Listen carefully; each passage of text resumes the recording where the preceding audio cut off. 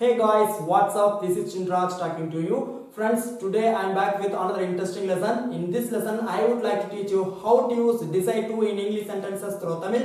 So, are you all ready to learn? Yes, let's get started. Before let's get started, if you are new to this channel, please do subscribe this channel and also press the bell icon for new videos. இன்னைக்கு இந்த வீடியோல decide to அப்படிங்கறத use பண்ணி நம்ம தமிழ்ல பேசிட்டு இருக்கிற சென்டென்ஸை எப்படி இங்கிலீஷ்ல பேசலாம் அப்படிங்கறத பார்க்க போறோம். So friends, this will be very interesting and useful. So please do watch it till the end and definitely you are going to learn something new. So decide to. Desire அப்படினா வந்து ஆசை. So எனக்கு வந்து அங்க போகணும்னு ஆசை இருக்குது. எனக்கு வந்து அவனை மீட் பண்ணணும்னு ஆசை இருக்குது. எனக்கு வந்து அவங்கள பார்க்கணும்னு ஆசை இருக்குது. எனக்கு வந்து இங்க வரணும்னு ஆசை இருக்குது. உங்களுக்கு வந்து இங்கிலீஷ் பேசணும்னு ஆசை இருக்குது. சோ இந்த மாதிரி தமிழ்ல ஆசை இருக்குது அப்படினு சொல்லி நிறைய சென்டென்சஸ் நம்ம டே டு டே லைஃப்ல பேசிட்டு இருக்கோம். அப்படி நம்ம தமிழ்ல பேசிட்டு இருக்கிற சென்டென்ஸை இங்கிலீஷ்ல பேசுறதுக்கு தான் decide to அப்படிங்கறத யூஸ் பண்ணி சென்டென்சஸ் மேக் பண்ண போறோம். சோ இப்போ உங்களுக்கு ஸ்ட்ரக்சர் தென் எக்ஸாம்பிள்ஸோட பாக்கும்போது கிளியரா அண்டர்ஸ்டாண்ட் ஆகும். Now look at this structure.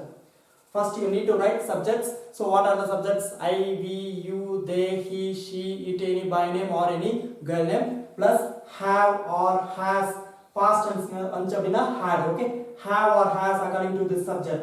For example, subjects he, she, it. If these come, you need to write has. Okay, plus decide to. ஆசை இருக்குது அப்படின்னு வந்துட்டாலே ஆசை அப்படின்னு வந்துட்டாலே நம்ம desire அப்படிங்கறது யூஸ் பண்ணிக்கலாம்.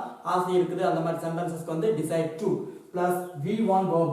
V1 verb is nothing but only base form of verb we call V1 verb plus other words. So once again subject plus have or has according to this subject.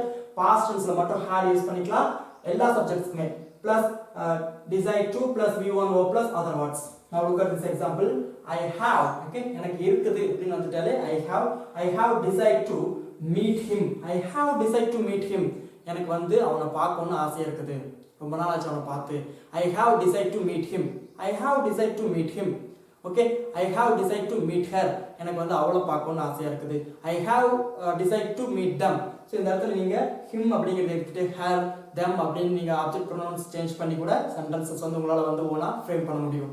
Okay, and you have decide to learn English. Yes, you have decide to learn English. உங்களுக்கு வந்து English கத்துக்கணும்னு ஆசை இருக்குது. You have decide to learn English. You have decide to learn English. I have decide to teach English. You have decide to learn English. Yes, and they have decide to buy a new mobile. They have decide to buy a new mobile. அவங்களுக்கு ஒரு புதுசா ஒரு phone வாங்கணும்னு ஆசை இருக்குது. அவர்கள் அப்படி வந்துட்டாலே they வந்தாலும் have தான்.